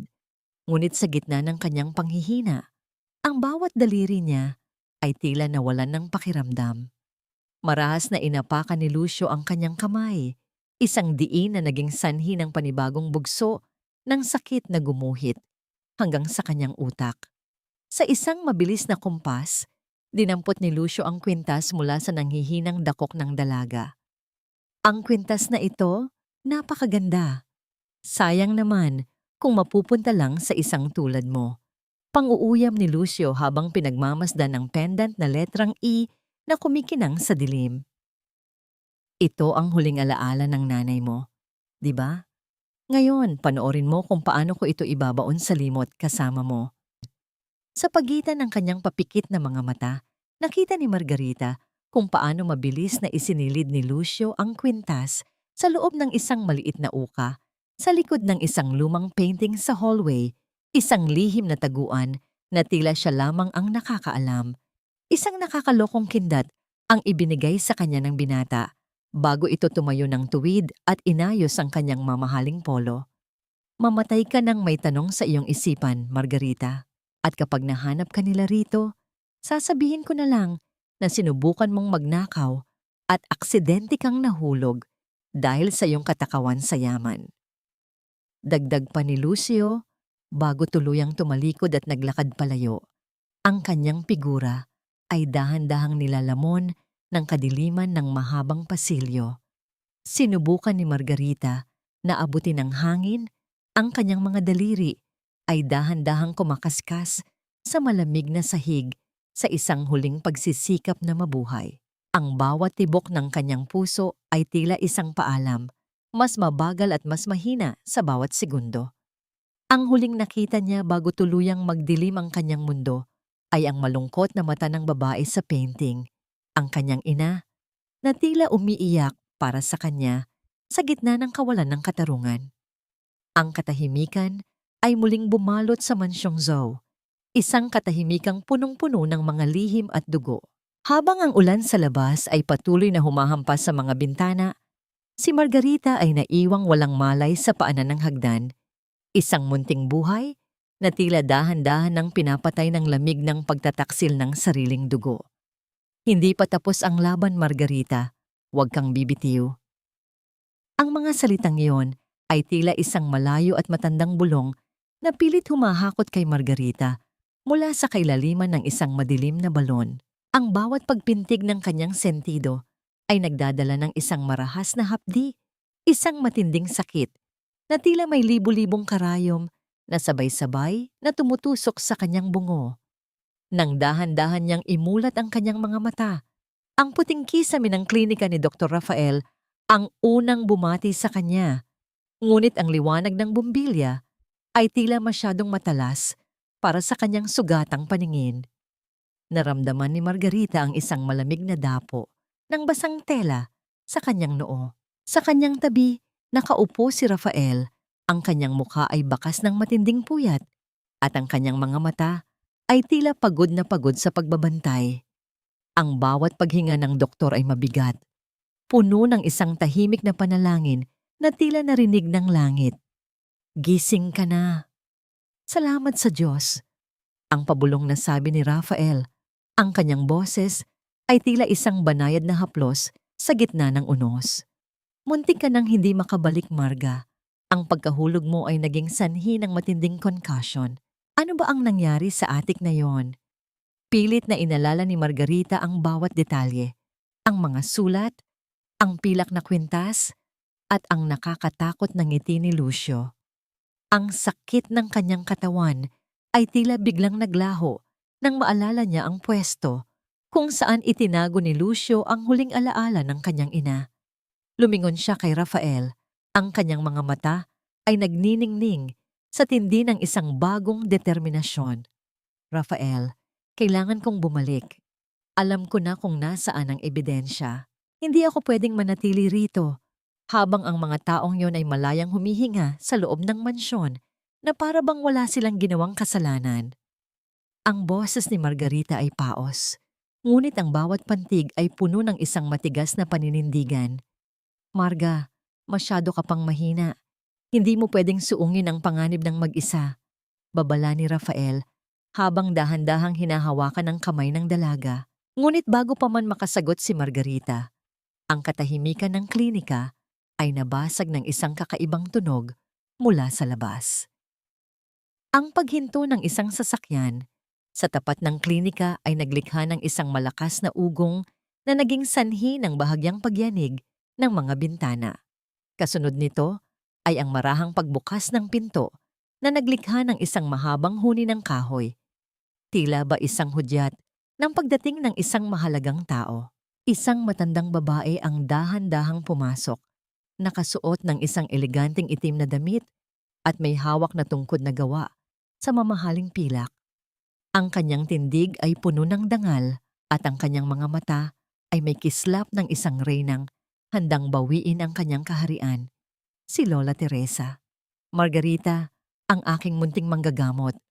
Ang boses ng matanda ay puno ng kalinga habang lumalapit sa higaan ng dalaga. Huwag kang matakot. Narito na ako. Hindi ko hahayaang saktan ka pa ng aking manugang at ng kanyang suwail na anak. Ang pagbabalik ni Lola Teresa mula sa kanyang mahabang pamamalagi sa ospital ay tila isang bagong liwanag sa gitna ng kadiliman. Hinawakan niya ang kamay ni Margarita. Ang kanyang mga daliri ay mainit at puno ng lakas na tila ba ang lahat ng takot ni Margarita ay dahan-dahang natutunaw. Alam ko ang lahat, Margarita. Hindi ako nabulag ng kanilang mga dula-dulaan. Narito ako para protektahan ka at para siguruhing ang katarungan ay muling maghahari sa tahanan ng mga zoo. Dagdag pa ni Lola Teresa habang nakatingin ng diretso sa mga mata ni Margarita. Naramdaman ni Margarita ang isang bugso ng pag-asa na tila isang dambuhalang alon na humahampas sa kanyang dibdib. Sa unang pagkakataon, sa loob ng mahabang panahon, hindi na siya nag-iisa. Mayroon na siyang isang kalasag sa gitna ng digmaang ito. Ngunit habang tinititigan niya ang matanda, isang tanong ang muling gumuhit sa kanyang isipan. Isang tanong na tila isang lason na ayaw siyang tantanan. Lola, paano po natin kukunin ang kwintas ni Mama? Itinago ito ni Lucio sa likod ng painting sa hallway. Kung malalaman nilang alam ko ang tungkol doon, baka tuluyan na nila itong sirain. Ngumiti si Lola Teresa. Isang ngiting tila may nakatagong plano na kasing talim ng isang espada. Huwag kang mag-alala, Margarita. Sa susunod na pagtapak mo sa mansyong yon, hindi ka na magtatago sa dilim. Haharap tayo sa kanila ng may taas noo. At sa gabing iyon, sisiguraduhin nating ang bawat luhang ipinatak mo ay babayaran nila ng higit pa sa kanilang yaman. Habang pinagmamasdan ni Margarita ang determinasyon sa mukha ni Lola Teresa, naramdaman niya ang dahan-dahang pagbangon ng kanyang sariling lakas. Ang laban ay nagsisimula pa lamang at sa pagkakataong ito, ang biktima ay handa ng maging tagapagligtas. Ngunit sa ilalim ng kanilang pag-uusap, ang malalim na katahimikan ng gabi sa labas ay tila nagbabala. Isang babala na si Doña Salve ay hindi basta-basta susuko ng walang dumanak na luha o baka higit pa doon. Ang bawat sulok ng mansyong zoo ay muling nabalot ng kislap ng mga kristal na chandelier, ngunit sa pagkakataong ito, ang liwanag ay tila mas matalas, mas malamig, at mas mapanghusga. Ang bawat dekorasyon na gawa sa ginto at pilak ay tila mga mata na nakabantay sa bawat kilos ni Margarita habang siya ay dahan-dahang naglalakad sa mahabang pasilyo patungo sa Grand Hall. Nakasuot siya ng isang simpleng asul na bestido, isang damit na malayo sa marangyang gown ng mga bisita, ngunit ang bawat tahi nito ay puno ng dangal na hindi kayang bilhin ng salapi. Sa kanyang tabi, si Lola Teresa ay nakahawak sa kanyang braso. Ang bawat pagtama ng tungkod ng matanda sa makinis na sahig ay naglalabas ng tunog ng isang matatag na pagpapasya, isang ritmo na tila nagbibigay ng lakas sa bawat hakbang ni Margarita. Nang pumasok sila sa malawak na silid, ang mga bulungan ng mga panauhin ay biglang tumigil, tila isang hangin na biglang nawalan ng lakas. Ang lahat ng mata ay nakatuon sa dalawang babaeng pumasok, ang reyna ng tahanan na matagal nang nawala, at ang katulong na pilit nilang itinapon sa putikan. Nakita ni Margarita si Doña Salve sa gitna ng silid, napapaligiran ng mga elite ng Manila. Ang mukha ni Salve ay biglang namutla. Ang kanyang hawak na wine glass ay bahagyang nayanig na naging sanhi ng pag-alon ng mapulang likido sa loob nito. Ngunit sa loob ng ilang segundo, muling bumalik ang kanyang mapanlinlang na ngiti. Ang ngiti ng isang hunyango na kayang magpalit ng kulay sa isang iglap. Lola Teresa, what a surprise! Bakit hindi niyo ipinaalam na uuwi na kayo ngayon? Sana ay nakapaghanda kami ng maayos para sa inyong pagdating. Ang boses ni Salve ay tila pulot-pukyutan sa tamis, ngunit ang bawat salita ay may dalang lason. Hindi ko na kailangang magpaalam sa sarili kong tahanan, Salve, ang malamig na sagot ni Lola Teresa. At narito ako para bawiin ang katahimikan na pilit ninyong sinisira. Naglakad si Lola Teresa patungo sa kabisera ng mesa kung saan nakaupo si Don Esteban. Ang Don ay tila isang estatwa. Ang kanyang mga mata ay nananatiling malabo at ang kanyang paghinga ay mabigat. Nang makita niya si Margarita, isang kislap ng sakit ang gumuhit sa kanyang mukha. Ngunit bago pa siya makapagsalita, tumayo si Salve at itinaas ang kanyang kamay upang makuha ang atensyon ng lahat. Friends, dahil narito na rin naman ang lahat, gusto kong ibahagi ang isang mahalagang balita. Alam ko na marami ang nagtatanong tungkol sa babaeng ito na nasa tabi ng ating mahal na si Lola Teresa. Simula ni Salve habang itinuturo si Margarita ng may halong pandidiri. Para matapos na ang lahat ng pagdududa at para mapanatili ang dangal ng pamilya Zhu, nagpakuha ako ng isang lihim na DNA test sa pagitan ni Esteban at ni Margarita. Ang katahimikan sa silid ay naging kasing bigat ng tingga. Naramdaman ni Margarita ang biglang panlalamig ng kanyang mga daliri. Tumingin siya kay Rafael na nakatayo sa isang sulok. Ang doktor ay tila nagulat din sa biglaang anunsyo ni Salve. Alam ni Marga na wala pang ganitong test na nangyayari, maliban na lamang kung may ginawang kalokohan ang matandang babae. Gusto kong makita ng lahat na ang pamilya Zhu ay tapat at walang itinatago. Dagdag pa ni Salve habang ang kanyang mga mata ay nagniningning sa tindi ng kasamaan. Lucio, paki-flash ang resulta sa screen. Dahan-dahang dumilim ang paligid. Isang malaking projector screen ang bumaba mula sa kisame. Naglalabas ng tunog ng gumugulong na motor na tila isang huling hudyat ng kamatayan para kay Margarita. Nang bumukas ang projector, isang dokumento ang lumabas sa screen. Isang opisyal na papel na may selyo ng isang kilalang laboratorio. Nanginginig ang buong katawan ni Margarita habang binabasa ang mga salitang nakasulat sa malalaking letra. Probability of paternity, 0.00%. No biological relationship found between Esteban Zhou and Margarita de la Cruz. Isang kolektibong singhap ang kumawala sa mga panauhin. Ang mga bulungan ay muling nabuhay, mas malakas at mas malupit kaysa kanina. Ang bawat tingin na ipinupukol kay Margarita ay tila mga batong ipinupukol sa isang makasalanan. Tumingin si Margarita kay Don Esteban at nakita niya ang huling bakas ng pag-asa sa mga mata ng kanyang ama na tuluyan ng naglaho na palitan ng isang malalim at madilim na puot. Kasalanungalingan. Ang tanging naisigaw ng isipan ni Margarita, ngunit ang kanyang boses ay tila napipi sa tindi ng sakit. Lumingon siya kay Salve at doon niya nakita ang tunay na tagumpay sa mga mata ng matandang babae. Ang tagumpay ng isang reyna na muling napatunayan na ang kanyang kasinungalingan ay mas makapangyarihan kaysa sa katotohanan. Naiwan si Margarita na nakatayo sa gitna ng silid, nag-iisa sa ilalim ng mapanghusgang liwanag, habang ang screen ay patuloy na nagpapakita ng peke at malupit na resulta na tila tuluyan ng pumuputol sa huling hibla ng ugnayan ng kanyang dugo sa pamilyang Zhu. Ang bawat bulong sa loob ng bulwagan ay tila mga matatalas na bubog na tumutusok sa balat ni Margarita.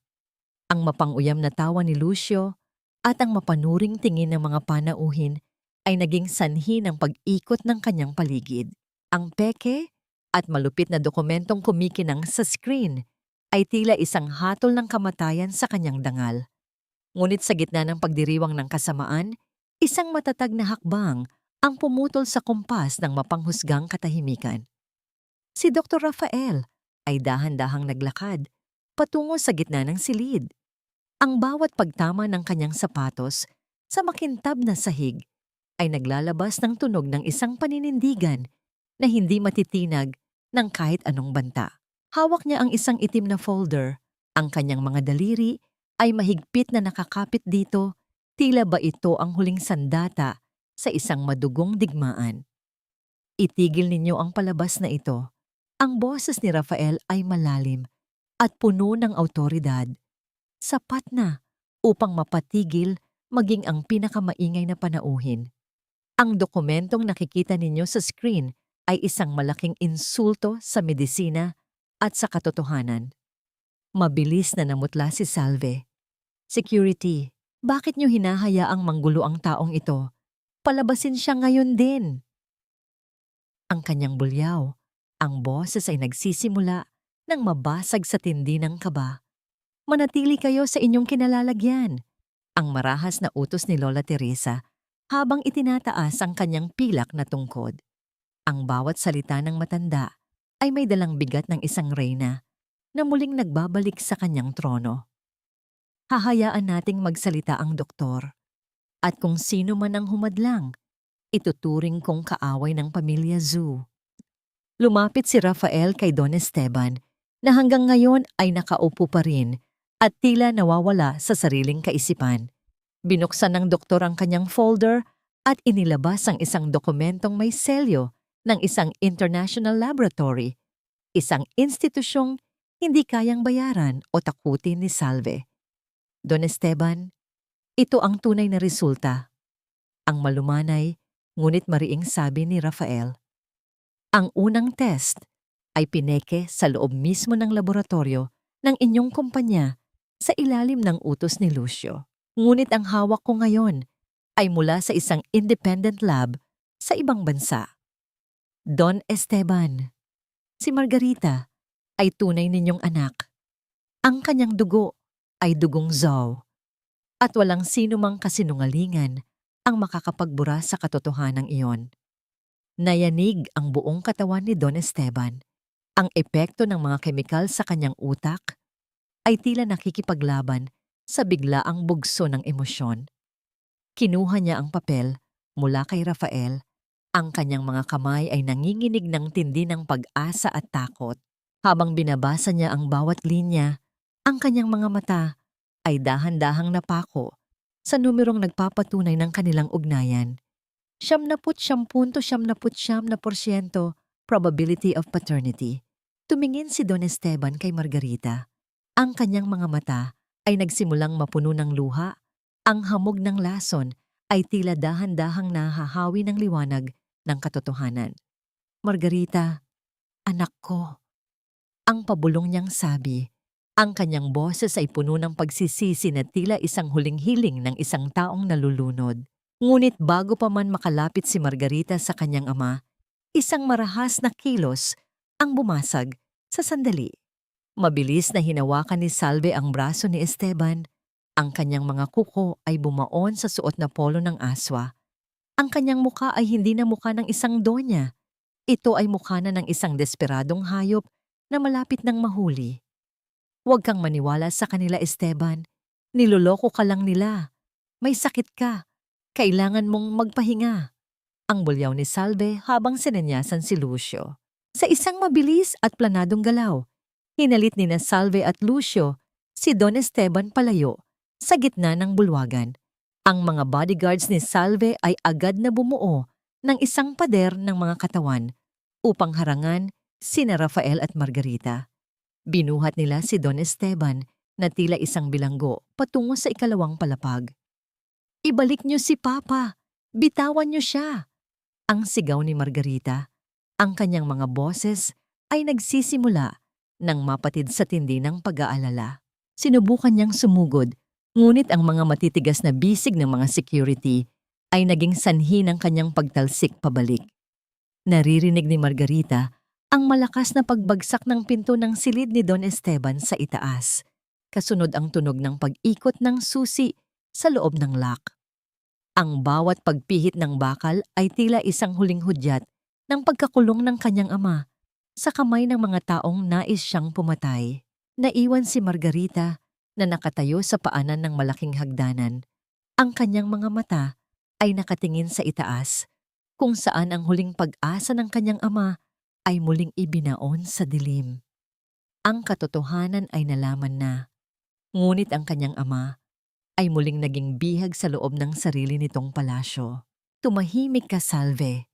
Ang bawat salitang lumalabas sa iyong bibig ay tila lason na sumisira sa dangal ng pamilyang ito. Hindi mo na mabubura ang katotohanan gamit ang iyong mga huwad ng ngiti. Ang boses ni Margarita ay umalingaw-ngaw sa buong grand ballroom, mas matatag at mas malalim kaysa sa anumang sigaw ng galit. Sa gabing ito, ng anibersaryo ng Korporasyon ng mga Zoo, hindi siya dumating bilang ang hamak na katulong na duguan sa paanan ng hagdan. Nakasuot siya ng isang puting trahe na tila hinabi mula sa mga ulap.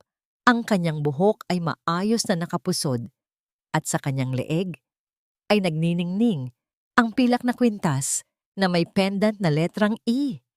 Ang huling alaala ni Elena Cruz na matagumpay niyang nabawi mula sa lihim na taguan ni Lucio sa tulong ni Lola Teresa.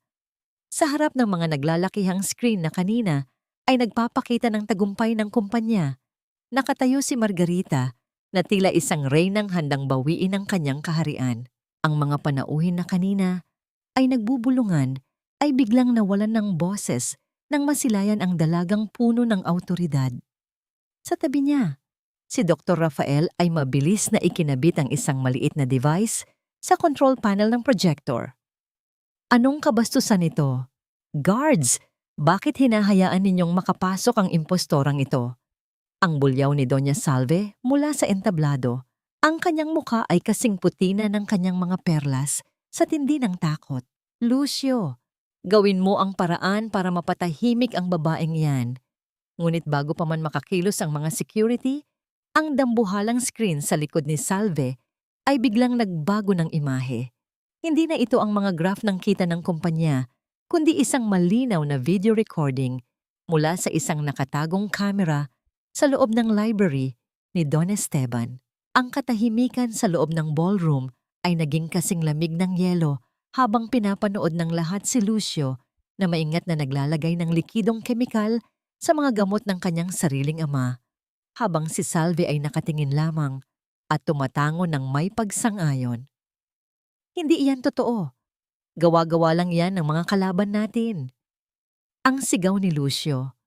Ang kanyang boses ay nanginginig at ang kanyang mga mata ay pabalik-balik na tumitingin sa mga tao na tila naghahanap ng kakampi. Naglakad si Margarita patungo sa entablado. Ang bawat hakbang niya ay tila isang paghampas ng hustisya sa maruming konsensya ng mga zoo. Tumigil siya sa tapat ni Salve. Ang kanyang mga mata ay nagniningning sa tindi ng emosyon. Hindi siya sumigaw. Ang kanyang boses ay mahinahon, ngunit ang bawat salita ay may dalang bigat ng libo-libong luhang kanyang ipinatak. Hindi ako narito bilang isang katulong na humihingi ng awa, Doña Salve. Narito ako bilang ang nag-iisang anak ni Elena Cruz at Don Esteban Su. Narito ako para tapusin ang paghahari ng inyong mga kasinungalingan. Ang sabi ni Margarita, ang kanyang boses ay pumailan lang sa bawat sulok ng silid. Ang bawat laso na ibinigay ninyo sa aking ama, ang bawat sampal na ibinigay ninyo sa akin, at ang bawat buhay na inyong sinira. Sa gabing ito, ang lahat ng yan ay may katumbas na pananagutan. Sa gitna ng kaguluhan, bumukas ang malaking pinto sa likod ng entablado. Iniluwa nito si Don Esteban na nakaupo sa isang wheelchair at itinutulak ni Lola Teresa. Bagamat maputla pa rin ang kanyang mukha, ang mga mata ng Don ay gising na gising na. Isang senyales na ang mga gamot na ibinibigay ni Rafael ay unti-unti nang nililinis ang kanyang katawan. Ang kanyang tingin ay nakapako kay Salve at Lucio, isang tingin na puno ng pagkamuhi at matinding pagkasuklam. Esteban, mahal ko, makinig ka sa akin. Ang pagsusumamo ni Salve habang lumalapit sa asawa, ang kanyang mga kamay ay nanginginig sa pagsisikap na hawakan ang lalaking matagal na niyang niloloko. Marahas na iwinaksi ni Don Esteban ang kamay ni Salve. Ang kanyang boses, bagamat mahina, ay sapat na para marinig ng lahat ng naroroon. Huwag mo akong mahawakan, Salve. Ang amoy ng iyong mga kamay ay amoy ng pagtataksil at kamatayan. Narinig ko ang lahat. Nakita ko ang lahat. Binaling ni Don Esteban ang kanyang tingin kay Margarita. Ang kanyang mga mata ay nagsimulang mapuno ng luha, isang pag-amin sa bawat pagkakamaling kanyang nagawa. Dahan-dahan niyang iniabot ang kanyang kamay sa dalaga. Isang kilos na tila humihingi ng tawad sa bawat sakit na kanyang naidulot. Margarita, anak ko, patawarin mo ako sa aking pagkabulag. Ang pabulong na sabi ng Don, ang bawat pantig ay tila isang huling hiling ng isang taong muling nakakita ng liwanag. Naramdaman ni Margarita ang paglambot ng kanyang puso. Ang tindi ng puot na kanina lamang ay bumabalot sa kanya ay tila unti-unting natutunaw ng init ng kamay ng kanyang ama. Ngunit sa gitna ng kanilang muling pagkikita, si Lucio ay biglang sumugod patungo sa projector unit sa isang desperadong pagtatangka na sirain ang ebidensya. Ang bawat hakbang ng binata ay puno ng baliw na determinasyon, ang kanyang mukha ay nababalutan ng isang madilim na anino ng pagkatalo. Hindi niyo ako matatalo. Sa akin ang kumpanyang ito. Akin ang lahat. Ang bulyaw ni Lucio habang pilit na hinahablot ang mga wire mula sa control panel. Naiwan si Margarita na nakatingin sa kanyang pinsan. Ang kanyang puso ay puno ng awa at pagkasuklam. Ang kislap ng tagumpay ay narito na sa kanyang mga kamay. Ngunit ang presyo ng katotohanan ito ay tila isang dambuhalang lamat sa buong pundasyon ng pamilya Zoo. Habang ang mga pulis ay dahan-dahang pumapasok sa ballroom para arestuhin sina Salve at Lucio, isang tanong ang muling gumuhit sa isipan ni Margarita. Sa pagtatapos ng gabing ito, sapat na kaya ang katarungan para gamutin ang mga sugat ng nakaraan? Ang bawat mata ng mga panauhin sa loob ng Grand Ballroom ay tila mga matatalas na kuko na bumabakbak sa huling saplot ng dangal ni Doña Salve. Ang katahimikan ay naging kasing bigat ng isang dambuhalang bato, habang ang bawat segundo ay tila isang paghukay sa sariling libingan ng mag-inang Zoo. Ang marangyang gown ni Salve na kanina ay simbolo ng kanyang kapangyarihan, ay tila naging isang mabigat na tanikalang pumipigil sa kanya na huminga ng maluwag. Ang kanyang mga kamay ay nanginginig ng tindi ng kaba, at ang bawat butil ng pawis na gumugulong sa kanyang mukha ay sumisira sa kanyang makapal at mamahaling makeup. Kasalanungalingan, isang malaking paninirang puri ito. Ang bulyaw ni Salve, ang kanyang boses, ay tila isang huling hiling ng isang taong nalulunod sa sariling kasamaan. Tumingin siya sa mga kaibigan niyang elite, ngunit sa halip na awa, ang nakita niya sa kanilang mga mata ay ang matinding pagkasuklam at pag-iwas. Ang mga taong kanina ay humahalik sa kanyang mga kamay ay dahan-dahang umaatras. Tila ba ang kanyang presensya ay may dalang isang nakakahawang sakit na dapat layuan. Lalong naging desperado si Lucio. Sa gitna ng takot na makulong, mabilis niyang itinuro ang kanyang sariling ina. Ang bawat salitang lumabas sa kanyang bibig ay tila isang lason na muling ibinalik sa pinagmulan nito. Si Mama ang may kasalanan. Siya ang nag-utos sa akin na gawin ang lahat ng ito. Sabi niya, para ito sa ating kinabukasan. Sabi niya, kailangang mawala si Papa para tayo ang maghari. Ang sigaw ni Lucio, ang kanyang boses ay puno ng baliw na determinasyon na isalba ang sariling balat kahit na ang kapalit ay ang sariling ina. Isang matunog na sampal ang muling pumailan lang sa buong ballroom. Ngunit sa pagkakataong ito, hindi ito galing kay Margarita. Si Lola Teresa, sa kabila ng kanyang katandaan, ay tumayo mula sa kanyang upuan at dahan-dahang lumapit kay Salve.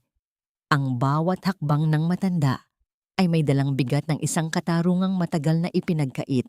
Ang kanyang palad ay humampas sa pisngi ni Salve nang may tindi ng puot na sapat na para mapatahimik ang buong silid. Ang sampal na yan ay para sa lahat ng mga taon na nilinlang mo ang aking anak. Para sa bawat patak ng luha ni Elena na pilit mong ibinaon sa limot. At para sa bawat paghihirap na ibinigay mo kay Margarita. Ang sabi ni Lola Teresa, ang kanyang boses ay mababa, ngunit puno ng kapangyarihan na tila isang huling hatol. Dahan-dahang pumasok ang mga operatiba ng pulisya sa gitna ng ballroom. Ang tunay na malamig na bakal ng mga posas ay humalik sa mga pulso ni Salve at Lucio. Isang tunog ng pagsuko na tila isang batingaw na nagpapaalam sa kanilang marangyang buhay. Ang bawat hakbang nila palabas ng mansyon ay tila isang paglalakad sa isang madilim na pasilyo ng karma. Ang mga panauhin ay nanatiling nakatingin. Ang kanilang mga bulungan ay tila isang hangin na humahampas sa mga guho ng isang imperyong gumuho dahil sa kasakiman. Naglakad si Margarita patungo sa gitna ng ballroom kung saan nakaupo si Don Esteban. Ang Don ay nakatingin sa kanyang mga kamay. Ang kanyang bawat paghinga ay puno ng isang malalim na pagsisisi. Nang lumapit ang dalaga, dahan-dahang inangat ni Esteban ang kanyang ulo. Ang kanyang mga mata ay nagsimulang mapuno ng luha. Ang bawat patak ay tila isang paglilinis sa mga kasinungalingang bumulag sa kanya sa loob ng mahabang panahon. Margarita, anak ko, paano kita muling matitignan sa mga mata matapos ang lahat ng ginawa ko sa'yo? Ang pabulong na sabi ni Don Esteban, ang bawat salita ay tila may dalang bara sa kanyang lalamunan. Dahan-dahang lumuhod si Margarita sa paanan ng kanyang ama, hindi bilang isang alipin, kundi bilang isang anak na handang magpatawad. Hinawakan niya ang mga nanginginig na kamay ni Don Esteban. Ang init ng kanilang mga palad ay tila isang tulay na muling nagdurugtong sa kanilang naputol na ugnayan. Sa bawat haplos ni Margarita sa kamay ng kanyang ama, ang bango ng sampagita ay tila muling bumango sa buong mansyon. Tila isang huling pamamaalam ni Elena Cruz na ngayon ay mapayapa na sa kabilang buhay. Hindi na po mahalaga ang nakaraan, Papa. Ang mahalaga ay narito na po tayo ngayon. Ang katotohanan ay muli nang nagningning sa ating tahanan. Ang malumanay na sagot ni Margarita, ang kanyang boses ay tila isang awit ng pag-asa sa gitna ng mga guho.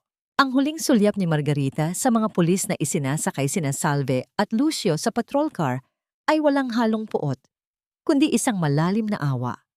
Alam niyang ang tunay na kulungan ng dalawa ay hindi ang bakal na rehas, kundi ang sarili nilang mga konsensya na hinding-hindi na magkakaroon ng kapayapaan. Habang ang mga ilaw ng ballroom ay dahan-dahang namamatay, isang bagong umaga ang tila nagsisimulang gumuhit sa abot-tanaw ng Pamilya Zhu. Isang umagang puno ng katarungan, pagpapatawad, at ang bango ng isang bagong simula. Ang katahimikang bumabalot sa mansyong Zhu sa gabing ito ay hindi na ang nakatutulig na katahimikan ng mga lihim at takot.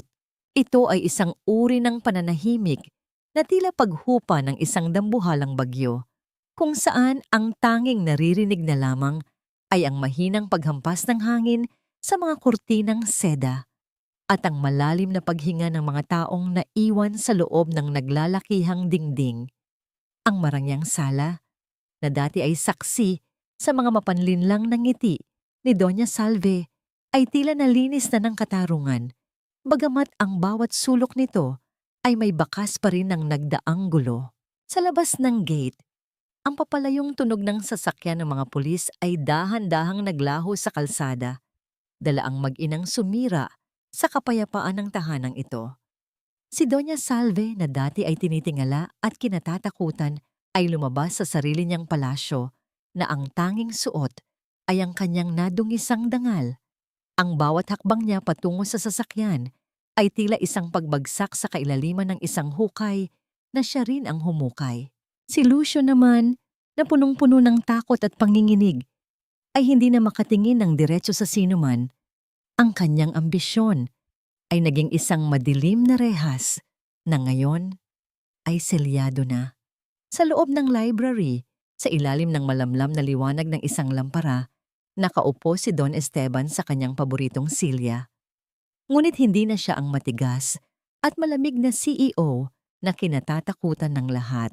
Ang kanyang mga balikat ay nakasagsag, ang kanyang mukha ay punong-puno ng mga guhit ng matinding pagsisisi, at ang kanyang mga mata ay tila mga balon ng luha na hindi maubos-ubos.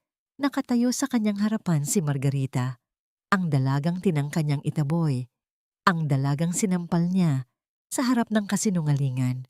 Dahan-dahang tumayo si Don Esteban. Ang bawat kilos niya ay mabagal at puno ng paghihirap. Sa gitna ng katahimikan ng silid, ang tanging maririnig ay ang mahinang pagkiskis ng kanyang mga paa sa makapal na alpombra.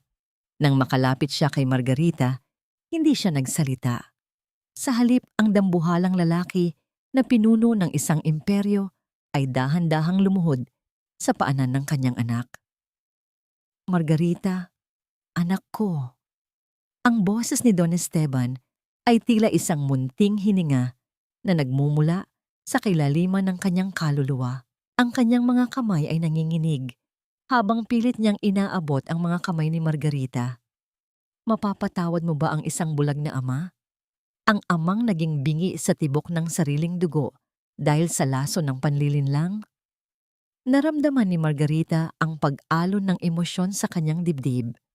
Ang bawat hapdi ng sampal noong nakaraang gabi, ang bawat salitang mapangapi na tinanggap niya ay tila uunti-unting natutunaw sa bawat patak ng luha ng kanyang ama na humahalik sa kanyang mga kamay. Hinawakan niya ang mukha ni Don Esteban. Ang kanyang mga daliri ay dahan-dahang gumuhit sa mga kulubot ng matanda, tila ba pinapalis ang bawat bakas ng kasalanang nagdaan. Tapos na po ang gabi, Papa, ang malumanay na sagot ni Margarita. Ang kanyang boses ay tila isang awit ng pag-asa. Hindi ko po kailangang magpatawad dahil sa puso ko. Kailanman ay hindi ko kayo itinuring na kaaway. Kayo ay biktima rin ng dilim katulad ko. Sa gabing iyon, ang katarungan ay hindi lamang nakamit sa pamamagitan ng mga posas at rehas. Ang tunay na karma ng mga Zhu ay ang paghaharap sa katotohanan. Ang katotohanang ang yaman at kapangyarihan ay walang halaga kung ang pundasyon nito ay binuo mula sa luha at dugo ng kapwa. Habang yakap ni Don Esteban ang kanyang anak, naramdaman niya ang dahan-dahang pagbabalik ng liwanag sa kanyang kaisipan. Ang bawat piraso ng kanyang alaala ay tila muling nabubuo at sa gitna ng bawat alaala ay ang mukha ni Elena Cruz na tila nakangiti mula sa kabilang mundo. Masaya, dahil ang kanilang anak ay muli nang nakauwi sa kanyang tunay na tahanan. Ngunit sa gitna ng kanilang muling pagtatagpo, tumingin si Margarita sa bintana kung saan ang langit ay nagsisimula ng maging kulay lila sa pagdating ng bukang liwayway. Ang kanyang puso ay may iba pang tinatawag, isang tawag na hindi nagmumula sa marangyang mansyon, kundi sa amoy ng basang lupa at ang bango ng mga halamang gamot sa malayo. Ang kanyang misyon ay hindi natatapos sa pagbawi ng kanyang pangalan. Ito ay nagsisimula pa lamang sa paghahanap ng tunay na kahulugan ng kanyang kakayahan sa labas ng mga pader na gawa sa ginto. Ang sikat ng araw sa umagang ito ay tila isang banayad na haplos ng isang ina sa sugatang pisngi ng kanyang anak.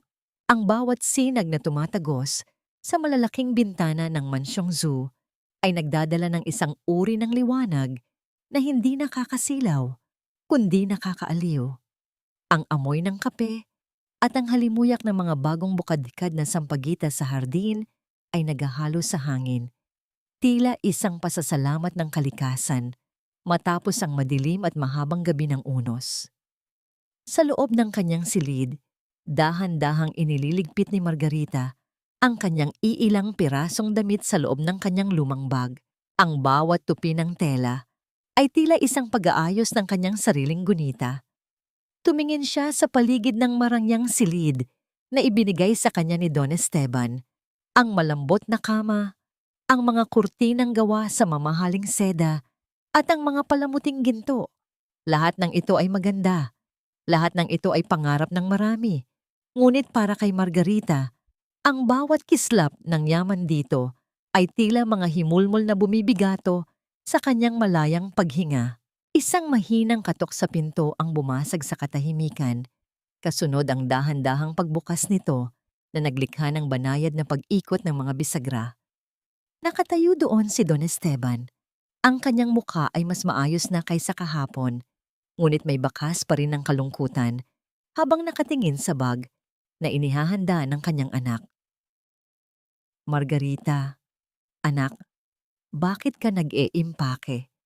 Ang buong mansyong ito, ang kumpanya, ang lahat ng pag-aari ng mga zoo ay para sa'yo. Ikaw ang nag-iisang tagapagmana ng lahat ng pinaghirapan ko. Ang boses ni Don Esteban ay puno ng pagsusumamo. Ang bawat salita ay tila isang pakiusap na huwag siyang iwan muli sa gitna ng kanyang pag-iisa. Lumapit si Margarita sa kanyang ama at dahan-dahang hinawakan ang mga kamay nito. Ang init ng palad ng matanda ay tila isang sumpa ng katapatan na hinding-hindi na muling mabubura. Ngumiti ang dalaga, isang ngiting puno ng kapayapaan at pag-unawa. Papa, salamat po sa lahat ng ito. Pero alam niyo po, ang tunay na kagalakan ko ay hindi matatagpuan sa loob ng mga pader na ito. Ang aking mga kamay ay hindi ginawa para humawak ng mga dokumento ng korporasyon o para magsuot ng mga mamahaling hiyas. Ang aking mga kamay ay para sa mga dahon, para sa lupa, at para sa mga taong naghihirap sa labas ng inyong gate. Malumanay na paliwanag ni Margarita. Pero paano kita poprotektahan noon? Paano ko maibibigay sa iyo ang buhay na nararapat para sa isang zoo? Tanong ni Esteban. Ang kanyang mga mata ay nagsisimulang mapuno ng luha. Binigay niyo na po sa akin ang pinakamahalagang bagay, ang inyong pangalan at ang inyong pagmamahal. Ngunit gusto ko pong ituloy ang nasimulan ni Mama. Gusto ko pong bumalik sa bukid, sa gitna ng mga halamang gamot. Doon, sisiguraduhin ko na ang bawat gamot na nililikha natin ay makakarating sa mga taong walang pambayad, sa mga taong katulad ko noong unang beses tayong magkita. Sagot ni Margarita, habang inilalagay ang kanyang maliit na bag sa kanyang balikat. Naglakad silang magkasama patungo sa gate ng mansyon. Sa pagkakataong ito, ang gate ay hindi na tila isang kulungan, kundi isang pintuan patungo sa isang bagong simula. Sa labas, naghihintay si Dr. Rafael sa tabi ng kanyang sasakyan. Ang kanyang mga mata ay nagniningning sa tindi ng paghanga sa desisyong ginawa ni Margarita. Alam ng doktor na ang babaeng ito ay hindi lamang basta tagapagmana ng yaman, kundi tagapagmana ng isang misyong mas malaki pa sa anumang pangalan. Bago sumakay sa sasakyan, muling naramdaman ni Margarita ang simoy ng hangin na may dalang amoy ng ulan mula sa malalayong bundok. Tumingin siya kay Don Esteban na nakatayo sa harap ng gate, nakangiti habang kumakaway sa kanya. Ang bawat segundo ng kanilang pamamaalam ay hindi puno ng pait, kundi ng isang pangako na sila ay muling magkikita, hindi na bilang amo at katulong, kundi bilang mag-ama na pinag-isa ng katotohanan. Habang umaandar ang sasakyan palayo sa mansyong zoo, nakita ni Margarita sa bintana ang pagbukas ng isang bagong pahina ng kanyang buhay. Isang-isang ngiti ang gumuhit sa kanyang mga labi habang hinahawakan ang kanyang pilak na kwintas. Sa gitna ng malawak na taniman ng sampagita na kanilang nadadaanan, tila nakikita niya ang anino ng kanyang ina na sumasayaw sa hangin.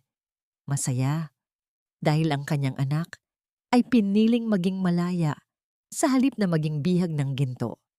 Ngunit sa kabila ng kagalakang ito, isang maliit na kaba ang nananatili sa puso ni Margarita. Kaya ba niyang panindigan ang desisyong ito sa harap ng mundong mapanghusga? At sa bawat paghilom na kanyang gagawin, sapat na kaya ang kanyang pagmamahal para punan ang puwang na iniwan ng mga taon ng pagdurusa? Sa ilalim ng gintong liwanag ng papalubog na araw, ang malawak na lupain ng Elena Cruz Healing Center ay tila isang paraisong hinalaw mula sa mga pangarap. Ang amoy ng sariwang lupa, ang halimuyak ng mga namumukadkad na rosas, at ang malinis na simoy ng hangin mula sa mga bundok ay nagbibigay ng isang uri ng kapayapaan na hindi kailanman matatagpuan sa loob ng mga pader na gawa sa semento at bakal.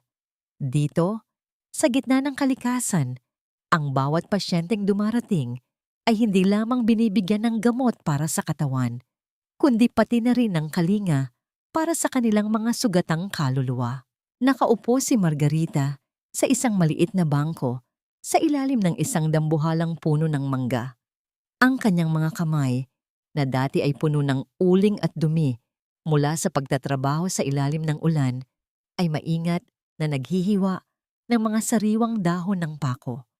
Ang bawat kumpas ng kanyang kutsilyo ay banayad, tila isang ritual ng pasasalamat sa biyayang ibinibigay ng kalikasan. Suot niya pa rin ang pilak na kwintas ng kanyang ina, at sa bawat pagtama ng sinag ng araw dito, ito ay naglalabas ng isang kislap na tila nagsasabing ang lahat ng paghihirap ay may katumbas na gantimpala. Isang pamilyar na tunog ng marahang paghakbang sa tuyong damo ang naging sanhi ng paglingon ni Margarita.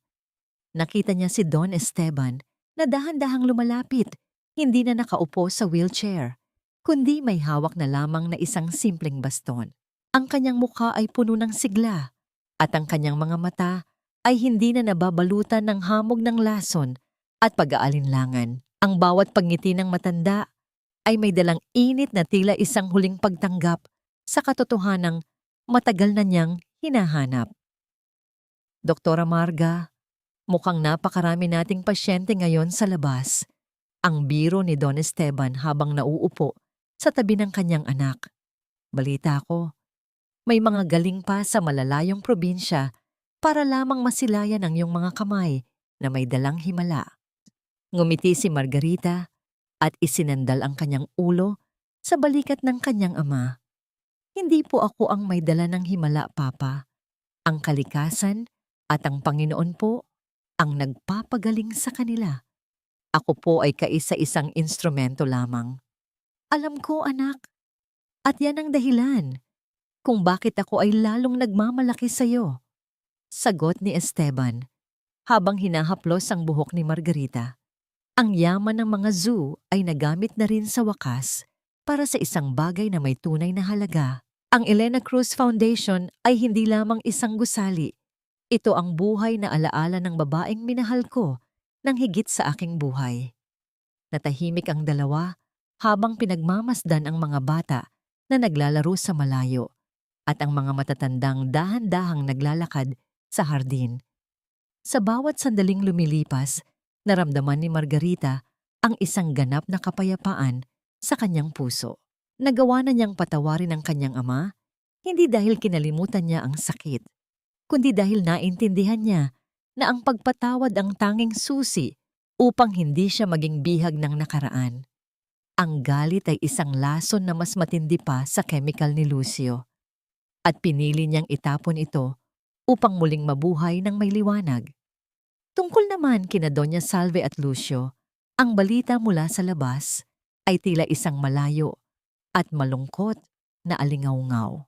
Ang kanilang mga pangalan ay naging babala sa lahat, isang paalala na ang kapangyarihang itinayo sa ibabaw ng kasinungalingan ay tulad ng isang bahay na buhangin na madaling gumuho sa unang hampas ng alon ng katarungan.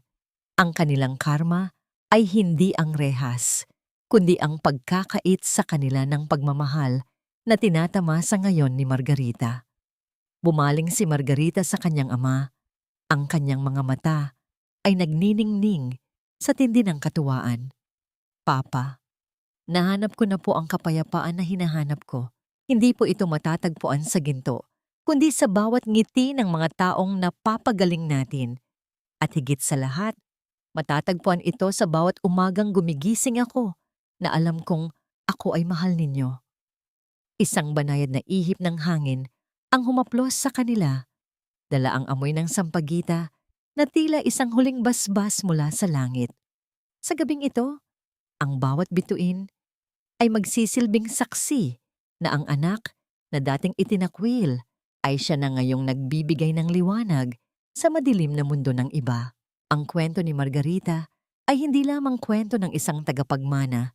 Ito ay kwento ng isang pusong nahanap ang kanyang tunay na tahanan sa gitna ng pagpapatawad at pagmamahal.